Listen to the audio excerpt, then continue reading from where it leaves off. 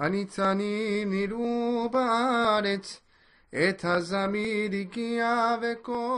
me suis toujours posé la question, en déambulant dans les quelques mélahs du royaume, comment une population implantée au Maroc depuis des millénaires a fait le choix de quitter son pays en masse dans un laps de temps très réduit, moins de 30 ans, abandonnant pour beaucoup d'entre eux leurs biens, leurs amis, voisins, du jour au lendemain pour un avenir incertain. La vie était-elle si dure pour les Juifs marocains ou bien l'avenir était-il plus radieux ailleurs? Si pour beaucoup de mes compatriotes musulmans, la réponse évidente à ma question est la création de l'État d'Israël, je persiste à croire que cela ne pouvait être l'unique raison. Car comment expliquer alors que des citoyens juifs d'Europe, d'Amérique, n'aient pas fait ce choix radical de départ en masse? Nos livres d'histoire sont toujours restés aphones à ce sujet, comme si cette communauté n'avait jamais existé ni joué un quelconque rôle dans les domaines économiques, sociaux ou culturels. Ce silence m'a toujours intrigué et me pousse aujourd'hui à en savoir plus. Toute la réalité sociale et économique du Maroc qui a changé depuis le milieu du XIXe siècle. La présence européenne va déstabiliser d'abord le Maroc. Elle va aussi déstabiliser l'économie marocaine. L'économie marocaine va de plus en plus se tourner vers le dehors, vers l'extérieur, vers les ports. Et à partir du milieu du XIXe siècle, on va commencer à avoir le départ de petits villages de l'intérieur du Maroc, de juifs, de dizaines de juifs, vers le littoral, vers les grandes villes comme Casablanca, comme Essaouira. Donc il y a déjà un départ. Et ce départ, ce n'est pas seulement une migration, c'est en fait une rupture avec une société traditionnelle, qu'il s'agisse de la société traditionnelle juive ou de la société traditionnelle musulmane marocaine. Pourquoi partir? Alors bien sûr qu'il y a beaucoup de causes. On peut ajouter des causes religieuses, des causes idéologiques, des causes économiques. Il y a des causes économiques, il y a dans cette communauté marocaine une bonne partie de juifs qui étaient des nécessiteux dans le vrai sens du terme. Mais il y avait également une énorme raison de départ dans cette première partie, c'est-à-dire qui s'arrêta avec l'indépendance, c'était la misère. La misère, c'est que le judaïsme de l'intérieur et des basques et des quartiers populaires des Mllah, et il ne mangeait plus à sa faim. J'ai quitté le Maroc en 1947, à l'âge de 10 ans, de mon père. Parce que lui, il était kabbaliste. Et son rêve essentiel était toujours le retour en Israël. C'était un rêve de 2000 ans. Et il était prêt toujours avec ses valises. Et il a attendu le Messie qu'il vienne et il nous prend à Jérusalem. Mais un jour, le Messie est arrivé. C'était le délégué de l'agence juive qui est arrivé un jour à Sefrou et s'appelait Sam Aboutboul. Et il nous a pris avec un bateau de l'Algérie, et le bateau qui s'appelait Yehuda Levi. C'était un bateau illégal. C'était une combinaison d'un rêve kabbaliste avec une réalité sioniste. Et quand les deux idées sont rencontrées, nous sommes sortis de Sefrou, au Maroc, et nous sommes arrivés ici à Jérusalem. Parmi les facteurs du départ, il y en a un qu'on ne mentionne jamais. C'est le facteur du départ des Juifs les plus traditionnalistes, les plus religieux. Or, au Maroc, on est encore dans une société très traditionnaliste. Quand on leur dit l'État d'Israël est né, c'est comme si on leur disait, et c'est qu'on leur dit d'une certaine façon, Mashiach est là, c'est-à-dire le Messie est là, l'État d'Israël est ressuscité de ses cendres. Et ils se mettent en route précisément parce que l'idéal messianique est profond en eux. Ce judaïsme-là va se mettre en route aussi par amour pour la terre d'Israël et pas par peur uniquement.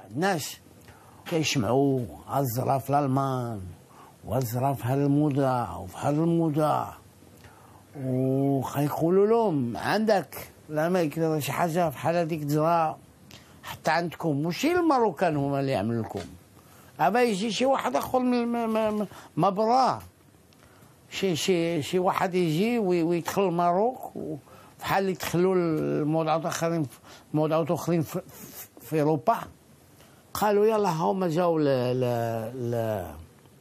الناس من اسرائيل باش يعبيونا.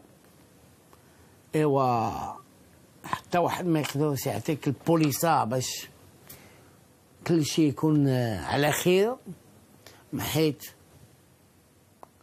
حوايج يقدروا يتقلبوا.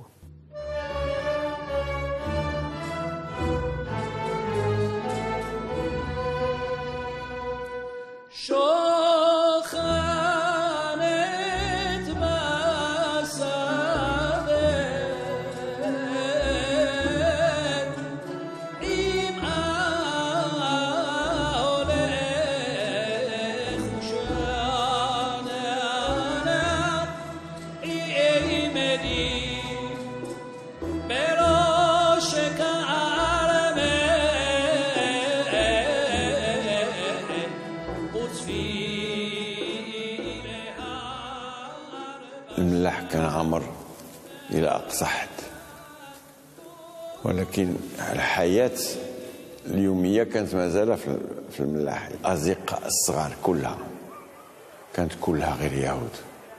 هذوك ذاك النواة المركزي كله تبنى من طرف اليهود. حيث الملاح حقيقة كان الكثافة لحياة الناس، كثافة السكان ما عمري ما شفتها في جهة أخرى، حيث يعني لي كاف والسطيحان ملأ بالناس عايشين فيها.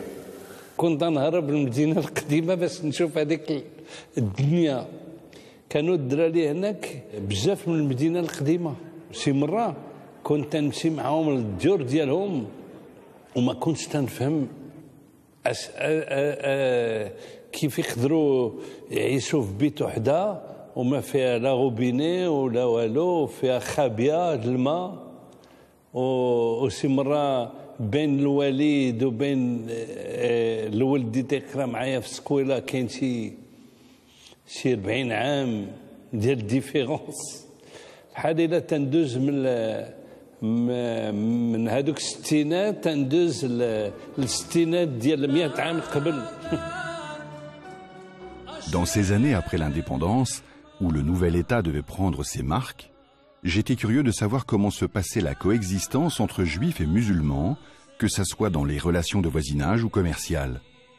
Écoutons les témoignages qui vont suivre, qui résument l'état général des relations des Marocains des deux confessions. ماما كانت تعود لنا على الماروك، على الجيران اللي كانوا ساكنين بياخد، كانوا ساكنين دار وحده وكل واحد عنده بيت وكوجينه وحده، وكانوا هناك جيران الحباب، وواحد تيعاون الاخر، واحد تيحب الاخر. ماما كانوا عندها المسلمات هادو خبيرو ديالها، كانت تعمل كل وحده تعمل له سخينه نهار السبت، نهار الجمعه هادي تجي خدج، هادي تجي عيشه، هادي تجي زي، كل واحد يلعب بيطازين سخينه. كانوا بحال بحال خواتات. وليت الميمونه تيجيبوا لنا الخير د العلام، الخناشد القرقاع، الخناشد التمر، الحوته كبيره، الفول، الخال، السكر. لا ماما ما كانت تبخيخ في العيد وتعمل لهم الفطور وتعبيو ويعبيهم. أزما تيجيبوا لنا ليت الميمونه. هذه هي المعيشه ديالنا مع الماروك. Moi, je vais vous parler de ce que j'ai vécu.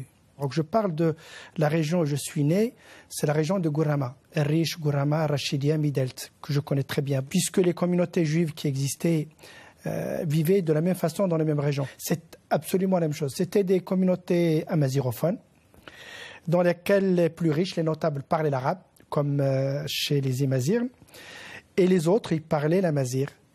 Ils priaient en hébreu qu'ils ne comprenaient pas, puisque j'ai demandé plusieurs fois, y compris dans les synagogues, qu'est-ce qu'ils disaient. Et ils disaient ce que Dieu dit, on ne sait pas ce que c'est.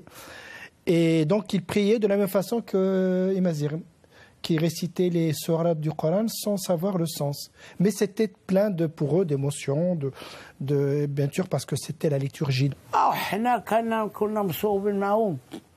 كان كل شيء على خير وكنا كنشركوا معاهم كنعيشوا معاهم كنعملوا معاهم البيعه والشريه وكل شيء بلا من. إلا واحد يقول لك شي كلمه هي كلمه. Pratiquement tous les juifs commerçaient avec les arabes et ça se passait très bien. Les boîtes où travaillait mon mari, ils avançaient l'argent au fellah pour acheter les semences. Une fois qu'il avait vendu sa récolte, il remboursait. Puis l'année d'après, ça recommençait. Mais sans papier, sans rien. Les amis les plus proches de mon père, c'était des juifs. Et pendant, à l'occasion de ma circoncision, avec mes cousins, mon père a invité tous les juifs de Gourama. Et il leur a fait une fête chez nous à la maison. Ils ont bu mahia tout seuls. Ils ont dansé leur fête. Mon père leur a rendu hommage parce qu'ils étaient ses associés dans l'agriculture, ses associés dans le commerce. C'est là qu'on achetait tout. Et c'était des grands amis à mon père. C'était une vie normale. Le juif était complètement intégré à la vie marocaine. Maman me faisait porter un caftan pour la fête du trône. Donc il y avait, nous étions des juifs arabes, nous avions des coutumes communes. Pour la Mimouna, tous les voisins musulmans venaient chez nous. Tout allait bien. Le premier chef de la Misgueret au Maroc, Shlomo Yechezkeli, il envoie des rapports à ses supérieurs en Israël en leur disant « Les Juifs du Maroc sont en train de vivre un âge d'or », exactement en ces termes. Un âge d'or qui, comme il l'expliquait, aussi bien dans le domaine économique que dans le domaine social. Et surtout, dans le fait incroyable au cours duquel le gouvernement marocain a permis à presque tous les jeunes juifs qui avaient déjà un certain niveau d'instruction de s'intégrer dans l'administration marocaine, dans tous les gouvernements, et d'avoir de très hauts postes comme les postes de directeur de cabinet ou de directeur de ministère. La population musulmane, contrairement à la population de juifs, n'avait pas, disons, d'institution extra-marocaine pour s'occuper d'elle.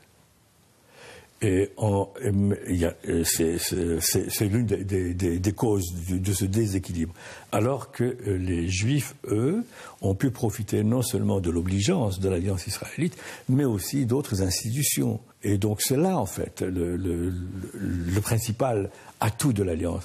C'est améliorer la condition sociale, améliorer la condition économique. On devient employé, on devient fonctionnaire, on devient aussi agriculteur grâce à l'Alliance, grâce à l'Orte, on devient aussi mécanicien. À savoir, cet enseignement moderne a permis aux Juifs d'améliorer leurs conditions sociales. Il ne faut pas oublier non plus que pour les musulmans du Maroc, l'Occident c'était d'abord un ennemi politique. Donc il était hors de question.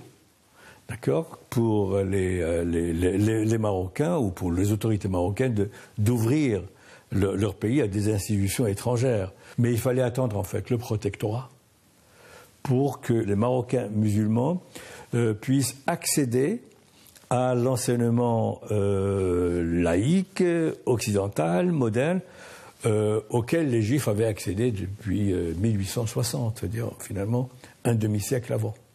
La clé pour la sortie de la misère, c'est l'école, c'est l'instruction, c'est l'éducation. La communauté juive marocaine, au fil des décennies, ça ne va pas se faire en 10 ans, hein, ça va se faire en 40 ans, 50 ans, 60 ans, disons sur 3 générations, va progressivement se détacher doucement de la tradition, lentement, apprendre une langue étrangère, s'émanciper doucement, s'occidentaliser. Comment expliquer, alors que toutes les conditions sont désormais réunies pour une vie meilleure, que les Juifs marocains ne se sentent pas complètement à l'aise dans leur pays ? La situation s'est peu à peu détériorée. Alors le premier facteur, c'était que les Marocains ont fait trop de zèle pour essayer de retenir la communauté juive à l'intérieur du Maroc. Ensuite, Israël aussi a fait trop de zèle pour essayer de les faire sortir du Maroc. À part cette question de passeport qui n'était pas délivré par les autorités marocaines aux Juifs qui voulaient sortir à l'étranger, même pour du tourisme parfois, il y avait d'autres éléments qui ont envenimé la situation. Alors le problème le plus crucial, c'était en septembre 1959, quand le Maroc a décidé de rompre les relations postales et téléphoniques entre le Maroc et Israël, ce qui a causé une asphyxie de la communauté marocaine par rapport à ces contacts avec les familles juives marocaines qui étaient déjà en Israël. Si du jour au lendemain vous décidez que tous vos fonctionnaires doivent parler et écrire arabe, vous excluez automatiquement les juifs puisqu'ils ne parlent pas arabe, puisqu'ils n'écrivent pas arabe, d'accord, puisqu'ils sont francophones. Donc c'est une mesure qui les a déstabilisés, non seulement déstabilisés, mais leur a donné l'impression que c'est une mesure dirigée contre eux. La décision de la marocanisation, ou surtout de l'arabisation, a commencé au début des années 60, alors à la fin des années 60, quand il fallait introduire l'arabe dans les écoles. Or, il n'y avait pas de professeurs arabes dans les lycées.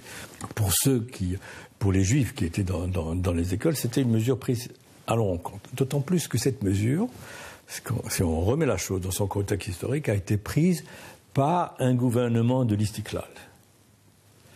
Or, l'Istiklal, qu'on le veuille ou non, était perçu par les juifs, à tort ou à raison, comme un mouvement anti-juif. Pourquoi les juifs marocains avaient une hantise du parti de l'Istiklal? Que lui reprochait-il alors qu'il a combattu durement pour l'indépendance du pays? Qu'a donc fait ce parti pour se mettre la population juive à dos? Le nationalisme arabe marocain, représenté en particulier par l'Istiklal, a décrété d'abord et avant tout que l'islam serait religion d'État. Comment voulez-vous qu'un juif, qui n'est pas musulman par définition, puisse se reconnaître dans un nationalisme qui met en avant la dimension religieuse? L'Istiklal ne met pas en avant la dimension marocaine, il met d'abord en avant la dimension islamique. Un juif n'a donc pas sa place. Alors qu'est-ce qui s'est passé pour que dans les années 1930, dans une bonne partie du monde arabe, le nationalisme arabe va se fermer, va devenir un nationalisme exclusif? La notion de nation arabe est une notion basée sur l'ethnie, sur le lignage, sur la filiation, sur le sang, et c'est une évolution qui ressemble étrangement à l'évolution d'un certain nationalisme européen de l'Europe centrale et de l'Europe germanique du XIXe siècle. Quand bien même vous seriez installé en Allemagne depuis 6 siècles ou 10 siècles et vous parleriez l'allemand mieux que Kant ou mieux que Goethe, vous ne serez jamais un Allemand aux yeux d'un nationaliste allemand. Dans le nationalisme arabe, à partir des années 30-40, les éléments non arabes de la nation, donc en particulier ici au Maroc les éléments juifs de la nation, qui sont au Maroc depuis toujours, le nationalisme arabe en se développant va exclure ces minorités non arabes. Or, ces minorités non arabes, et entre autres la minorité juive, comment se considèrent-elles au Maroc? Elles se considèrent comme marocaines. Elles ne sont rien d'autre que marocaines. Il n'y a pas de courant massif d'émigration vers la terre d'Israël, vers la terre sainte, vers la Palestine, appelons-la comme vous voulez, bref, vers l'Est. Il y a un courant d'émigration, mais marginal, très faible. Ces gens-là sont nés marocains, ils meurent marocains, ils vivent au Maroc, ils ont toujours été marocains, leur langue maternelle est l'arabe, et quand ils apprennent la Torah à partir de l'âge de 3, 4 ans, 5 ans, dans ce qu'on appelle l'école hébraïque, le cheder, ils l'apprennent en quelle langue? Ils l'apprennent en arabe. Cette symbiose culturelle, elle a été brisée parce que le nationalisme arabe n'a pas voulu de cette minorité-là. En début janvier 61, s'est déroulée à Casablanca une conférence de la Ligue arabe avec une visite du président Nasser à Casablanca. C'est pour la première fois que des exactions anti-juives se sont déroulées au Maroc indépendant.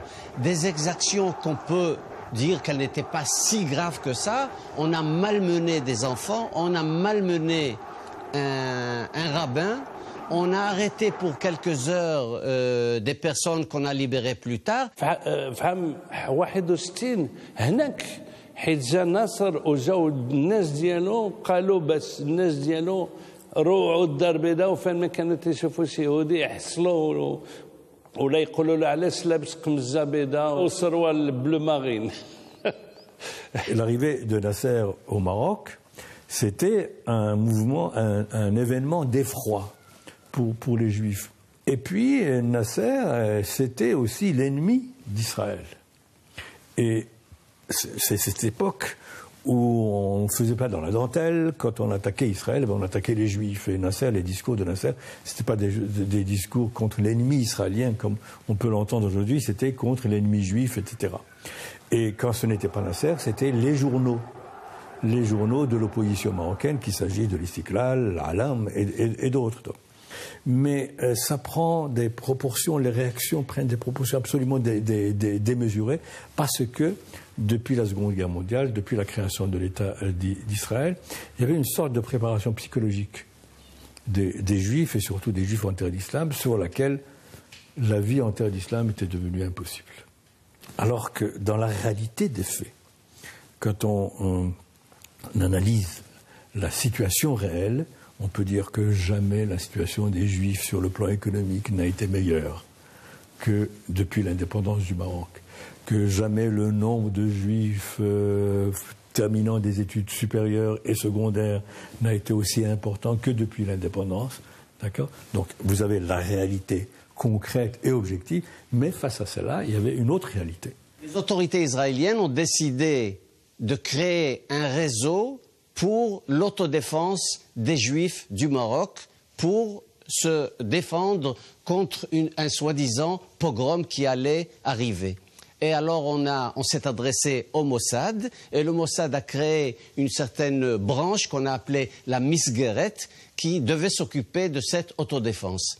À un certain moment, il s'avère que quand les émissaires israéliens sont arrivés au Maroc, après un bout de temps, ils se sont dit, on n'a rien à faire dans ce domaine.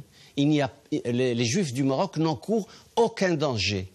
Et donc, on a transformé le but de ce réseau de la Misgeret, au lieu de s'occuper d'autodéfense, ils ont commencé à s'occuper petit à petit, un peu plus tard, de l'émigration clandestine de familles juives qui voulaient quitter le Maroc.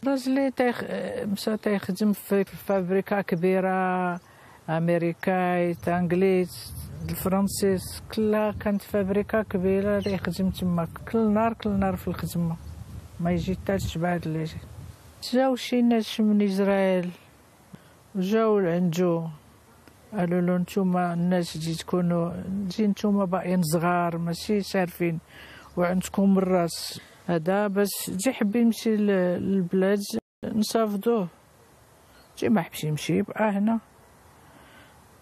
قال لهم واخا.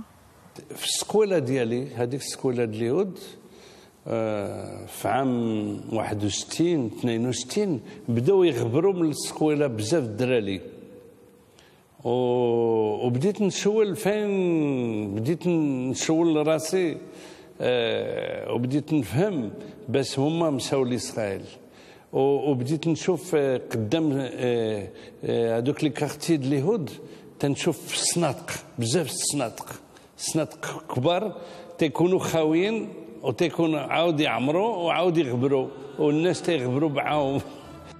adhérant à la Ligue arabe et en adoptant les résolutions phares de ce mouvement, telles que l'interdiction de toute correspondance postale avec Israël, l'arabisation de l'administration, la difficulté d'obtention de titres de voyage, les Marocains de confession juive sentaient que toutes ces nouvelles mesures prises par le Maroc étaient involontairement dirigées contre eux et ne leur laissaient pas envisager l'avenir avec sérénité. Beaucoup d'entre eux, persuadés que désormais leur avenir ne pouvait être assuré, eurent recours au service d'immigration clandestine de la Misgeret pour les sortir du pays, parfois au péril de leur vie. Dans toute cette période de 1955 à 1961 s'est déroulée une émigration clandestine. Mais parallèlement, les Israéliens, selon les rapports que j'ai trouvés dans les archives, cherchaient à organiser une opération spectaculaire pour contraindre les autorités marocaines à laisser partir les Juifs.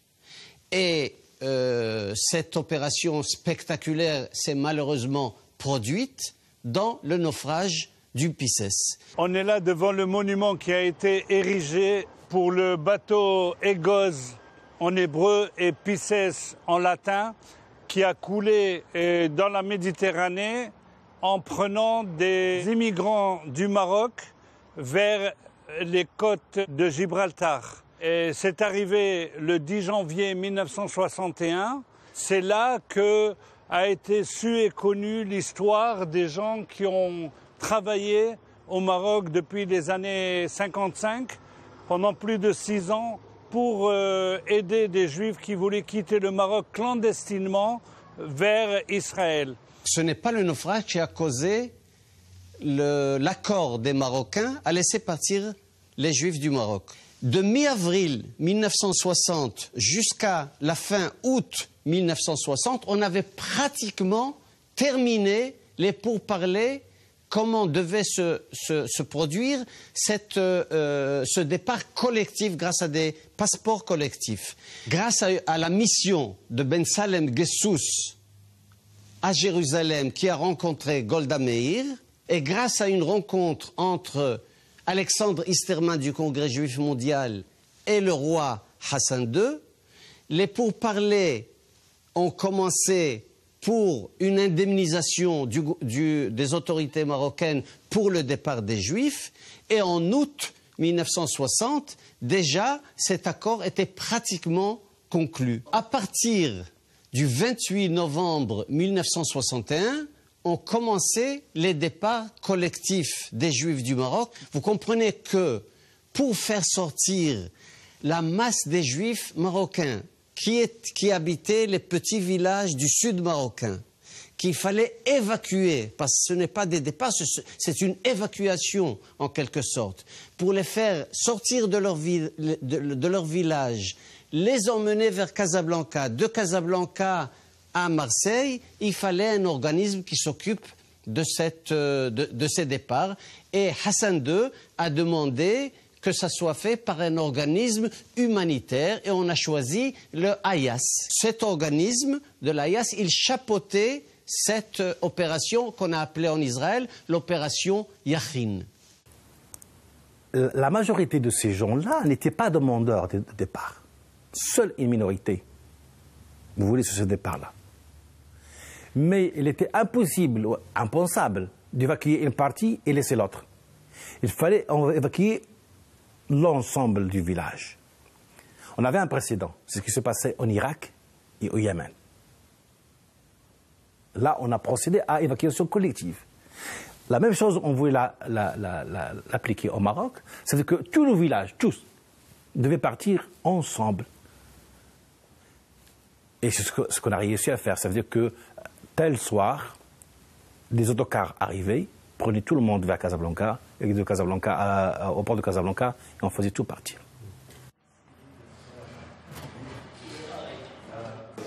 Alors cette cour, elle pourrait devenir un monument historique qui parlerait de la cohabitation. Pourquoi? Parce qu'il y avait des juifs et des musulmans qui habitaient ici. Il y avait des juifs et des musulmans qui habitaient comme au 27, comme au 39. En fait, on avait l'impression qu'il n'y avait pas de porte d'entrée, puisqu'on communiquait entre nous, on discutait entre nous d'étage à étage. C'était extraordinaire, c'était une communication fusionnelle. Plus les mois passaient, plus les années passaient, et moins on entendait de bruit d'enfants juifs. Et ça, c'est extraordinaire, parce que même nous qui les voyions partir, on restait, on se disait, on doit y croire, on doit y croire.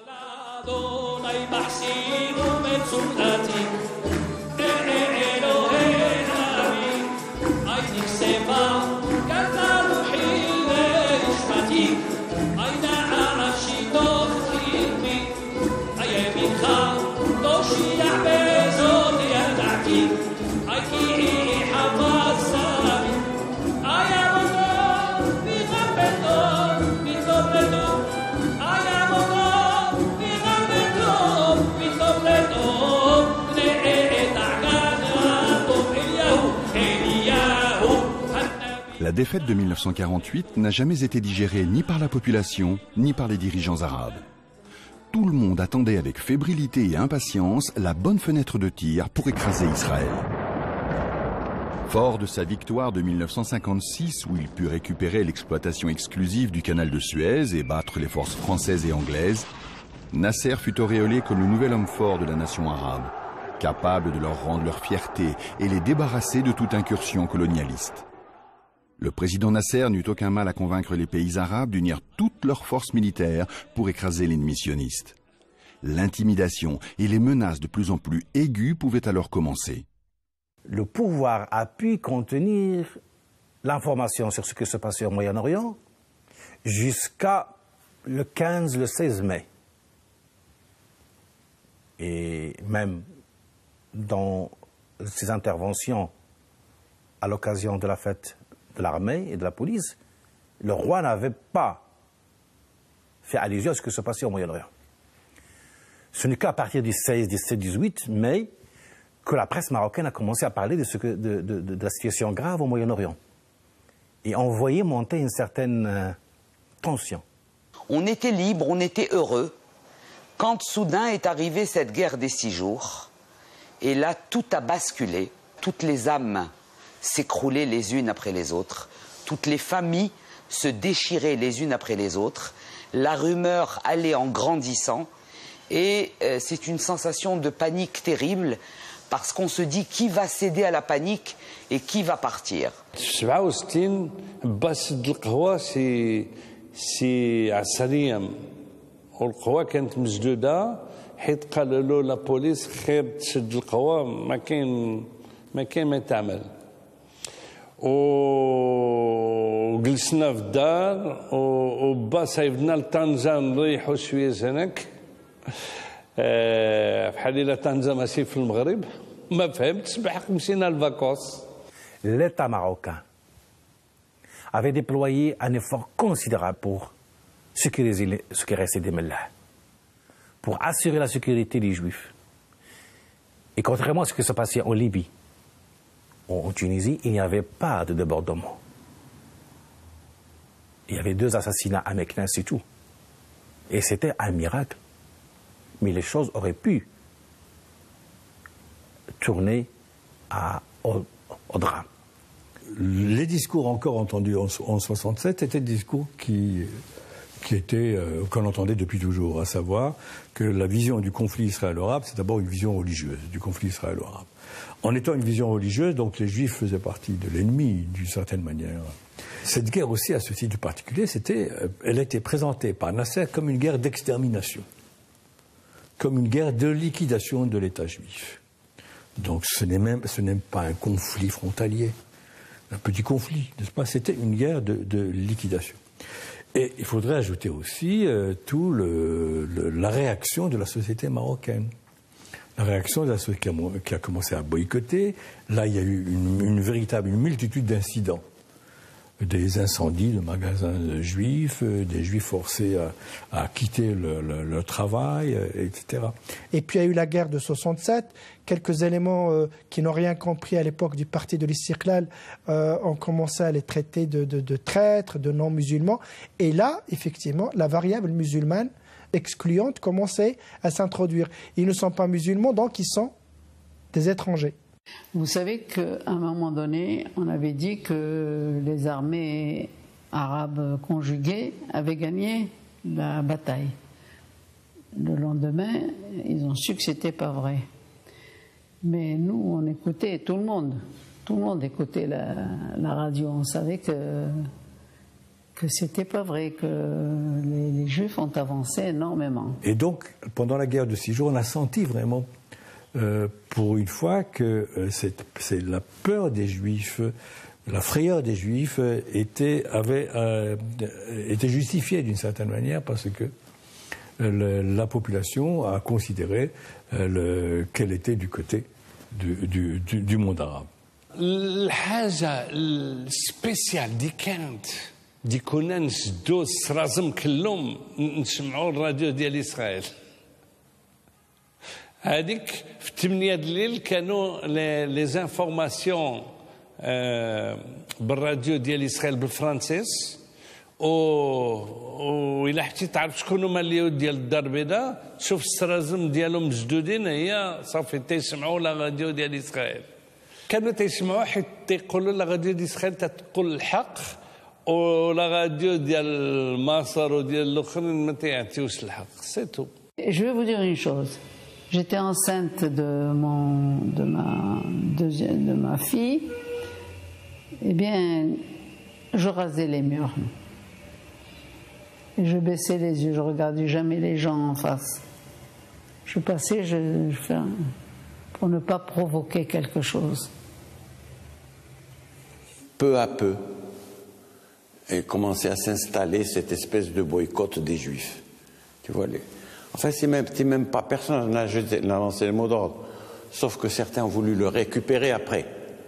Et là, j'ai vu pas mal de gens qui disaient allez, si tardons les on a Les syndicats, les mouvements politiques avaient pris des positions très importantes à l'égard des Juifs qui travaillaient et dans les administrations et dans le privé d'ailleurs. Dans le privé, un certain nombre de commerçants avaient de gros problèmes, avaient été bien boycottés.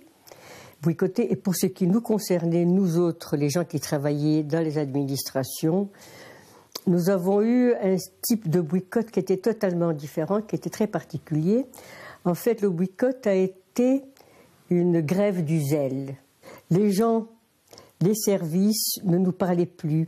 On nous a coupé nos communications téléphoniques. Nous n'avions plus de téléphone joint au standard. Les gens qui travaillaient avec nous ne nous parlaient plus.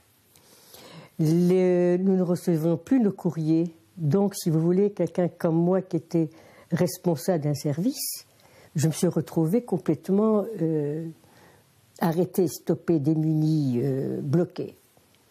Mon patron, le chef de mon département, était un monsieur qui était un syndicaliste du bureau politique du syndicat, s'il existe le bureau politique, qui un jour me convoque et me dit que si je voulais, ce serait bien que je parte en vacances. Et je réponds que je ne peux pas. J'avais pris une position intellectuelle qui est de dire je ne lâche pas, quoi.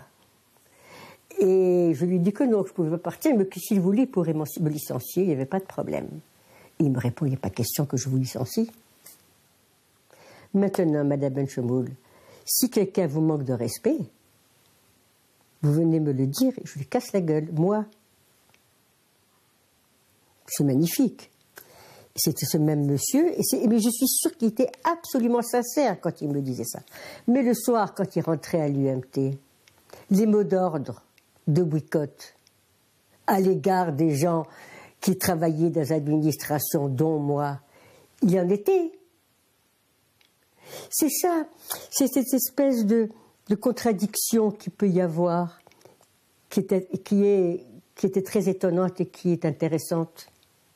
D'un côté, je donne des mots d'ordre pour qu'elle s'en aille, et de l'autre côté, si quelqu'un lui manque de respect, j'irai lui casser la gueule. J'ai appris la capitulation de Nasser à l'UMT de Tétouan. Et les mecs, ils m'ont demandé de les consoler. Tu vois ce que je veux dire à peu près, quoi. C'est-à-dire, bon, il fallait politiquement consoler les gens. Et c'est vrai aussi qu'il y avait un danger. Il y a eu même des débuts de manifs, etc. Je suis monté voir les camarades du parti en banlieue. Et quand je reviens, il y avait à minuit et quelques, dans cette ambiance, je suis juif, je suis en voiture, il y a des flics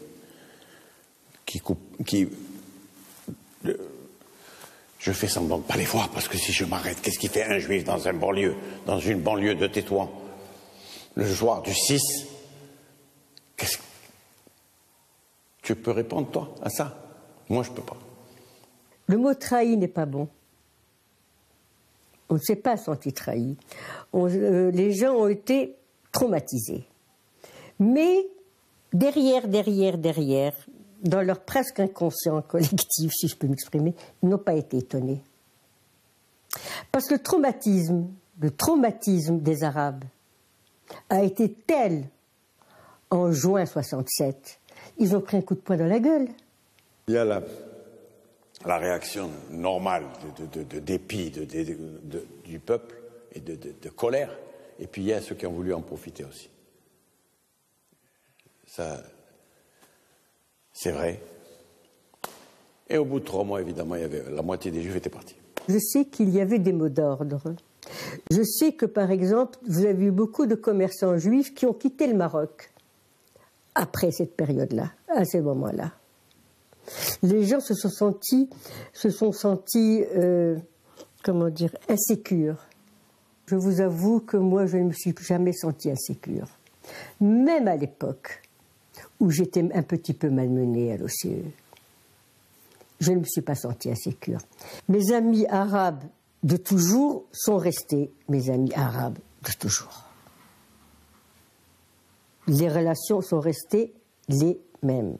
كانوا 3 شهور ما عرفتش فين لافونيغ ديالي من نور الكيرا ديال هذيك الحرب ديال 6 ايام واللي زرا في المغرب وشفت والديا تا هما ما عرفوش لافونيغ ديالي ديما شفتو في المغرب كان عندي 15 عام ونص وحبت نكون بحال صواحبي دي خرجوا من المغرب وفحال الا تخلعت نبقى بوحدي انا في السخويله. Mon père me disait, ils sont allés dormir, ils ne se sont pas réveillés ici. Le lendemain, ils sont partis. Et la nuit, ils ont contacté leurs amis, je te vends telle boutique, je te vends ça, je te donne ça, etc. Ils ont été dans un état lamentable. Ils ne pouvaient ni partir ni rester. C'est ça le drame. Parce que même ceux qui voulaient rester là-bas, ils ne pouvaient pas. Il n'y avait pas de rabbin, il n'y avait pas de communauté. Mais revenir à Gourama, c'est fini ça. Ou à Aqsar Souk, ou à Midelt, ou à Boudnib, ou à Arfoud, ou à Debdou, ou à Wazan, c'est fini. C'est fini. Parce qu'ils étaient dans un contexte où ils étaient liés à des commerces, à une communauté. Et j'ai toujours dit, moi je suis dans une région où on a un culte pour les abeilles. C'est comme les abeilles, on enlève la reine, la ruche se disperse. Ce sont des gens qui étaient ancrés dans un territoire. Mais à partir du moment où on leur dit, vous n'êtes pas chez vous, EP même les leurs leur disent que vous allez partir pour aller chez vous, finalement, ce que la Torah a promis, enfin, on va le réaliser. Mais ils étaient déstabilisés. Et d'autant plus déstabilisés, c'est le deuxième élément, que les plus riches partent. Et troisième élément, pour Gourama par exemple, quand les pauvres ne peuvent pas partir, ils sont là, on enlève le rabbin. Et je me souviens, ça je l'ai vécu. J'arrive au mois de juillet et j'ai dit à mon père, la maison est fermée, oui, ils sont partis mon fils, et les autres vont partir. Il m'a dit pourquoi. J'ai dit pourquoi. Il m'a dit parce que le rabbin est parti. À partir du moment où il n'y a plus de rabbin, il n'y a plus de Shabbat, il n'y a plus de kasher, il n'y a plus. Il y avait des villages où on n'arrivait plus à faire de la viande kasher, parce qu'il n'y avait pas assez de clients. Donc, petit à petit, des gens sont devenus demandeurs de départ, parce qu'il fallait aller retrouver les siens, les enfants, l'oncle, le cousin. Ils étaient chagrinés que nous partions. Et ils nous le formulaient. Bon, il y avait des fanatiques, mais aujourd'hui le monde est plein de fanatiques. Moi je parle de nos voisins, des commerçants du quartier, des gens qui étaient avec moi à l'école. Il n'y a pas eu de changement en disant, ah bah alors écoute, maintenant que la guerre des 6 jours a été gagnée par les Juifs, tu n'es plus la même. C'est pas vrai. Il suffisait qu'il y ait une petite baston au marché pour que tout le monde en parle, parce que le marchand musulman lui aurait débordé verbalement en lui disant, écoute, va en Israël, ou une connerie pareille. Et cette personne qui avait subi cette violence verbale le répétait à toute la communauté, et donc toute la communauté faisait comme Hare Krishna, ils essayaient de se convaincre qu'il valait mieux partir. Il s'est constitué une situation très spéciale. C'est ce qu'on pourrait appeler les départs à cause de la psychose des départs. Les premières familles ayant déjà quitté, elles ont laissé des maisons vides, des appartements vides, des commerces vides, ou des commerces qui ont été déjà vendus à des musulmans, et les autres qui sont restés encore sur place, voyant que les familles précédentes étaient déjà parties, elles se demandaient qu'est-ce que j'ai à rester encore ici. La défaite de 1967 a poussé plusieurs Marocains juifs à quitter définitivement le Maroc. Outrés d'être montrés par la presse et les politiques comme des sionistes ennemis de la nation arabe. Beaucoup, pour une proximité linguistique et culturelle, choisirent la France. Qu'ils habitent les beaux quartiers des grandes villes françaises ou les banlieues périphériques, tous gardent une nostalgie et un attachement profond de leur pays d'origine. La colère de l'avoir quitté souvent d'un coup de tête, à la froideur des rapports humains et du thermomètre, chacun oppose un peu de chaleur humaine afin de l'aider à se remémorer la vie d'antan, qui, dans des clubs communautaires ou dans des souks, où les senteurs du pays les transportent le temps d'un court instant dans leurs souvenirs. Avant cela, d'autres Marocains juifs n'ont pas eu le choix de leur départ. Beaucoup atterrirent en Israël, pensant y trouver un avenir meilleur pour eux et pour leurs enfants. Loin des craintes fantasmées entendues ici ou là et véhiculées par des proches apeurés ou par une certaine presse ou politique déchaînée, le temps d'une poussée d'urticaire passagère. Ashdod, c'est une ville qui a été créée par 22 familles marocaines. Et M. Shaoul Ben Simchon, il a été le premier à s'occuper d'eux. Ashdod a été créé en 1956. Et on les a amenés ici avec le sable, le ciel et la mer. Rien du tout. Et quelques baraques. Il y avait une politique gouvernementale de disperser la population. Si vous voulez coloniser le pays, surtout les endroits où il n'y avait personne. Et Ashdod était un endroit vide. Et la plupart étaient des personnes qui sont venues des classes, disons, modestes. Alors que l'Amérique avait donné ces maisons, c'était de toutes petites maisons de 45-48 mètres carrés.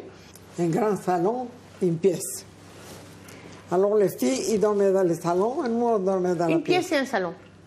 Alors qu'à Casablanca, nous avions une très grande maison avec terrasse et avec... Comme les conditions étaient mauvaises et les gens ne recevaient pas exactement ce qu'on leur avait promis, mais il fallait payer le voyage qu'on nous avait dit que c'était gratuit. Nous avons payé jusqu'au dernier centime du voyage. Les gens ne voulaient que... Comment quitter l'endroit? Il n'y avait ni autobus, ni taxi, ni aucun moyen de transport pour quitter l'endroit. Ils voulaient à tout prix partir.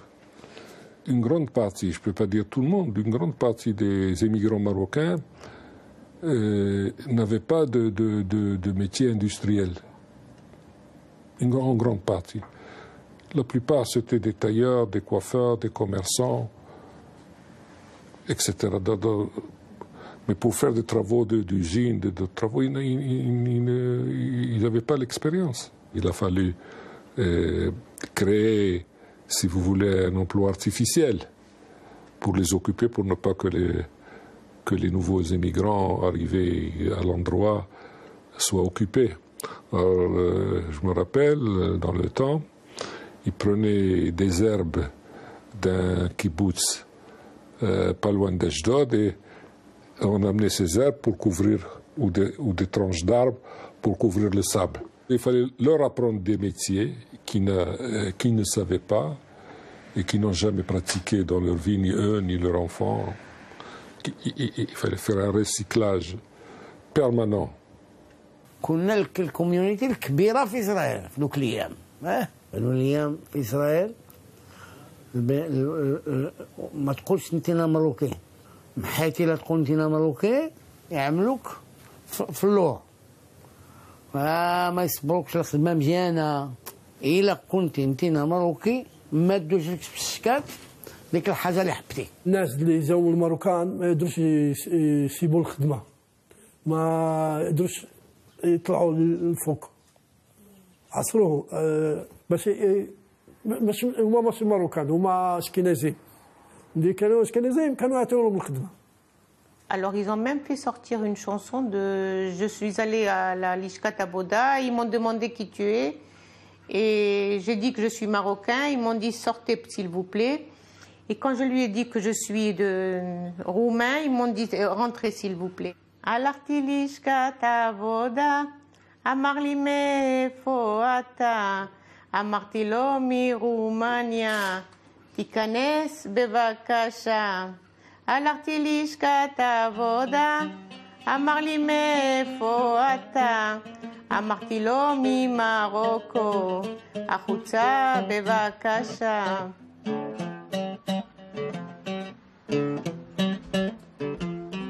يا كسرحي زريت وسرير حتى سيما عزيت فيك يا كسرحي زريت وسرير حتى سيما عزيت فيك أسيت وعانس وداوير أسيت وعانس وداوير استرجيت الله يسافي وصحي واليوم تدير ونبالي بيا ولا بيك وصحي واليوم تدير ونبالي بيا ولا بيك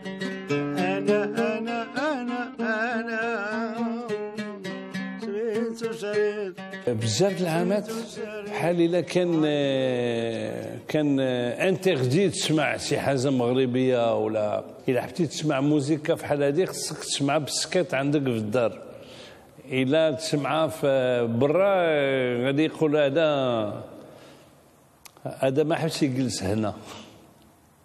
Ces familles juives qui étaient restées encore au Maroc à l'époque de cette évacuation recevaient des dizaines de lettres de leurs proches qui étaient déjà arrivés en Israël, leur disant surtout ne venez pas. La situation est très difficile en Israël, il n'y a pas de travail, il n'y a pas de logement, il y a de la discrimination, on est dans un état très dur, restez plutôt au Maroc. Alors le choix entre une très mauvaise situation culturelle, économique, sociale en Israël et un grand point d'interrogation quant à l'avenir du Maroc, on a préféré venir en Israël. C'est très complexe parce que les gens veulent une histoire en blanc et noir. Ils veulent soit de la haine, soit de l'amour. Que ces gens-là, que ces juifs marocains regrettent un univers dans lequel ils étaient intégrés, qui était le leur, qui était leur monde, leur culture, leur musique, leur cuisine. Enfin, combien de juifs marocains ai-je connu, moi, qui écoutaient les larmes aux yeux, n'importe quelle musique arabe venue du Maroc, que ce soit une musique arabe musulmane ou une musique arabo-juive, peu importe. Donc qu'il y ait le regret d'un certain monde disparu, c'est indéniable. Ça fait partie de la nostalgie classique d'une civilisation disparue dont ils étaient proches et dont ils ont été progressivement exclus. Ils sont restés toute leur vie des exilés, sur le fond. Bon, je pourrais donner des exemples très proches. Ne serait-ce que celui de mon père, par exemple, juif marocain, qui adorait venir à Belleville. Pourquoi? Pour entrer chez les commerçants arabes et avoir le plaisir de parler arabe avec eux. Parce que c'était sa langue maternelle, tout simplement. La grande majorité des juifs marocains sont allés en Israël. 80%. Une minorité est allée en France et ensuite souvent au Canada. Il y a un deuxième facteur qui a joué dans la nostalgie, c'est que le temps du Maroc, c'est aussi le temps de leur jeunesse. Et on regrette en général sa jeunesse. Mais il y a un troisième facteur qui a joué. C'est qu'arrivés en Israël, ils se sont heurtés à une intégration ratée. Une chose est sûre, c'est que ces juifs marocains, traditionnalistes, de niveau culturel aux yeux de l'Occident très bas, qui ne savaient pas le français pour beaucoup d'entre eux, qui vivaient dans des conditions de grande pauvreté au Maroc, ont été accueillis dans un monde israélien en 1949, 50 ou 52 d'origine ashkénaze, européenne, avec condescendance, avec un certain mépris, et on peut même le dire de la part d'un certain nombre d'ashkénazes, avec un regard raciste sur le fond. Ces juifs marocains ont été méprisés dans leur essence de juifs marocains. Ils ont été niés dans leur essence juifs marocains. Pour un grand nombre d'ashkénazes d'Israël, les juifs marocains n'avaient pas de culture. C'était des primitifs. On les appelait Marocco-Sakine, c'est-à-dire les Marocains au couteau, autrement dit des délinquants. C'est vrai qu'il y avait un fort taux de délinquance parmi les juifs marocains, parce qu'il y avait un fort taux de misère et de pauvreté, de non-intégration. Dans les villes de développement, on les avait envoyés dans le sud, entre autres, ou dans l'extrême nord du pays, à la frontière libanaise par exemple, ou à la frontière égyptienne dans le sud. Bon. Ça, c'est indéniable qu'il y avait un fort taux de criminalité. Une criminalité qui s'explique aussi par la misère et l'absence d'intégration. Et donc, du coup, l'image du Marocain, plus que l'image de n'importe quel autre juif de pays arabes d'ailleurs, en Israël, a été une image très dégradée pendant des décennies et des décennies. Ces juifs marocains, comment voulez-vous qu'ils n'idéalisent pas ce temps du Maroc et ce lieu qu'était le Maroc, un lieu où malgré tout, ils étaient reconnus dans leur identité de juifs marocains, par rapport à un monde ashkénaze qui leur est non seulement étranger, mais qui les regarde de très haut, avec condescendance et franchement mépris. ضيعت شبابي وفرقت حبابي أوعدي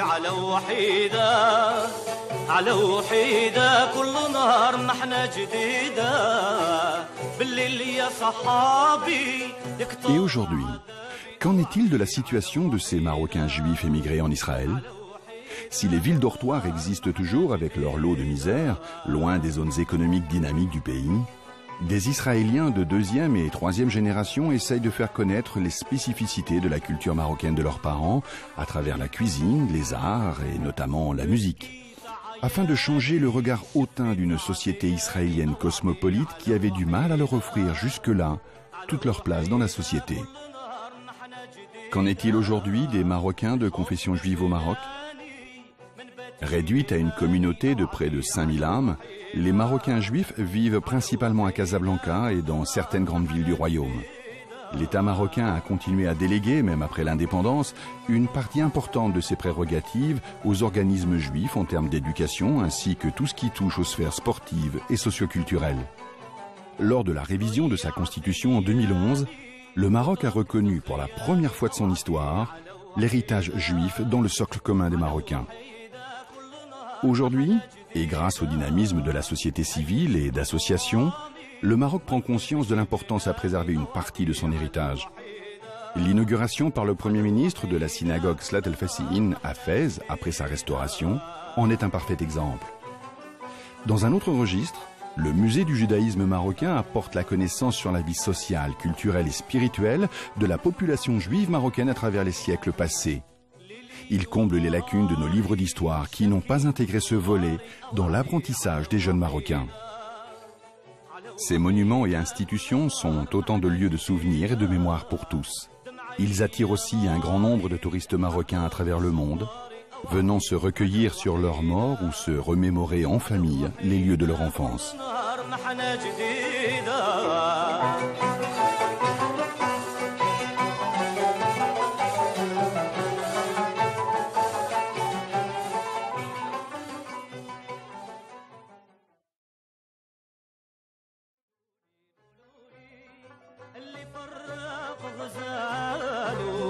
اش من عيشات حلالو قولوا لي قولوا لي قولوا لي اش من عيشات حلالو اللي فرق غزالو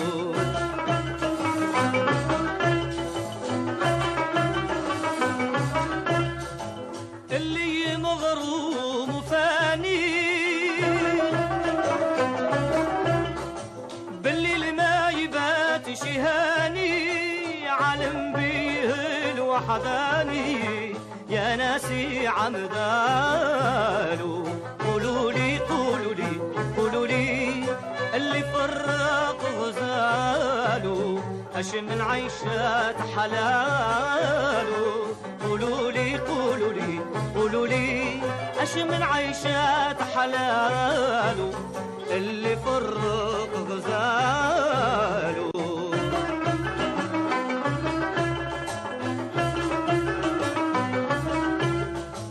اللي يعشق المسكين عقله تالف معزين مرة زهي ومرة حزين ما عرف كيف جرالو قولوا لي قولوا لي قولوا لي اللي فرق غزالو اش من عيشات حلالو قولوا لي قولوا لي قولوا لي اش من عيشات حلالو اللي فرق